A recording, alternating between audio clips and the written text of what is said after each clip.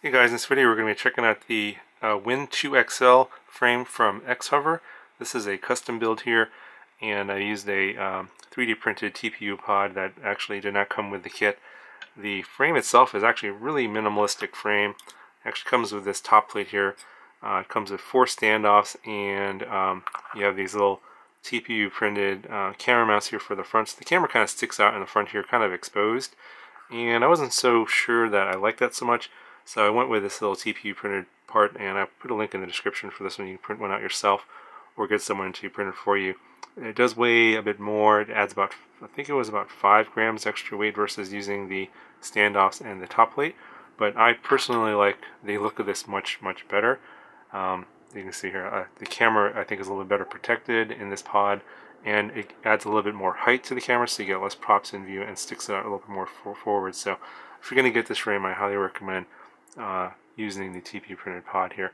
Now the frame itself is a 2.5mm bottom plate, not a 3mm bottom plate, so didn't go with any big motors here. I actually stole all the parts, or most of the parts, off of the Dinosaur Q95, the Furby model that I reviewed many months ago. And I know a bunch of you guys picked up that in a flash sale from one of my, I think I put it up on Twitter or something like that, I forget where, but it was on flash sale for like 80 bucks, and I think a bunch of you picked that up from that. But it came with some pretty good parts. I think the all-in-one camera on that one was no good, and I just swapped out for a CCD camera and a video transmitter in the initial review. You guys can check out that review if you're interested. And that's a 2-inch model, but I wanted to go up to a 2.5-inch model here with the same motors, and actually was actually successful in taking the flight stack out. So it was basically the 4-in-1 ESC plus the flight controller plus the motors. I was able to take that out of the other frame, and I didn't even have to desolder the motors. The motor wires were long enough to reach these longer arms. It's an 1104 6000 kV motor, which is a pretty decent size for 2-inch or 2.5 inches on 3S. And I believe the 4-in-1 AC is a 20 amp 4-in-1 AC on this one, so I had no issues with power. The flight controller on here I think is an Omnibus F3. Obviously you can go with other more modern parts with an F4 flight controller, or maybe like a 20 amp 4-in-1 AC, something like that.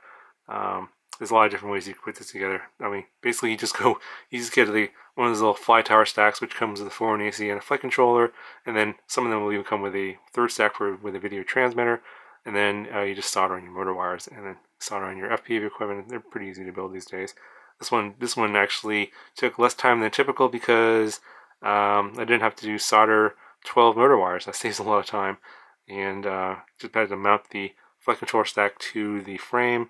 I used some little rubber O-rings there on the bottom stack here to keep the stack size low and to fit in underneath this canopy. And then for my video transmitter, I'm using an eSheen VTX03. The FPV camera is the Caddx Micro S1 with the 2.3mm lens, so a little bit narrow field of view. Also, yeah, there's this little TPU printed arm bumpers here that you can see that protect the motor a little bit better, because there's very little motor protection on the frame itself. So I recommend definitely printing out these little arm bumpers to give a little more protection on the arm and the motors. And I believe this part comes with the canopy as well. So I think I printed them at the same time. Now the frame itself here is 130 millimeters motor to motor. It is about 90 millimeters side to side, but front to back is about 95 millimeters. So it's a little bit of a stretched X. You can see you get plenty of prop clearance from front to back and side to side.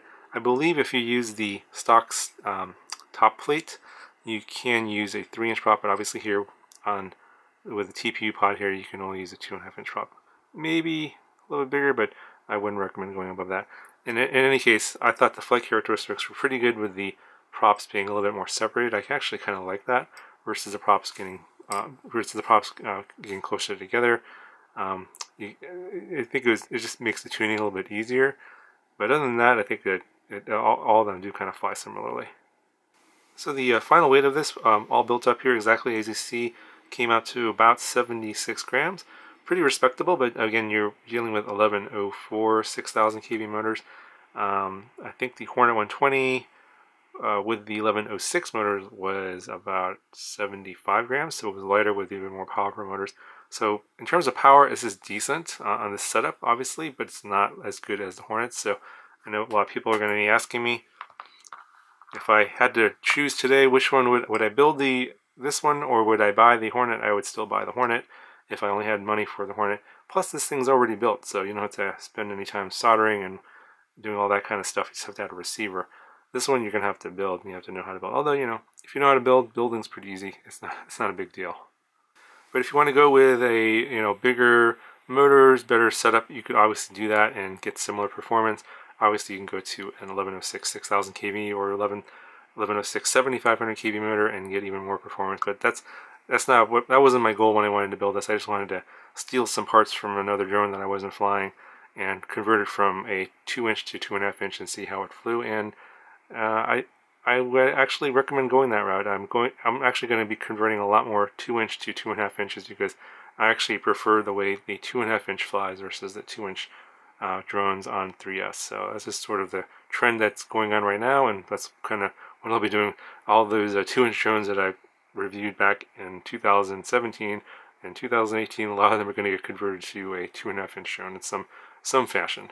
Now the battery that I used was the GMD 550.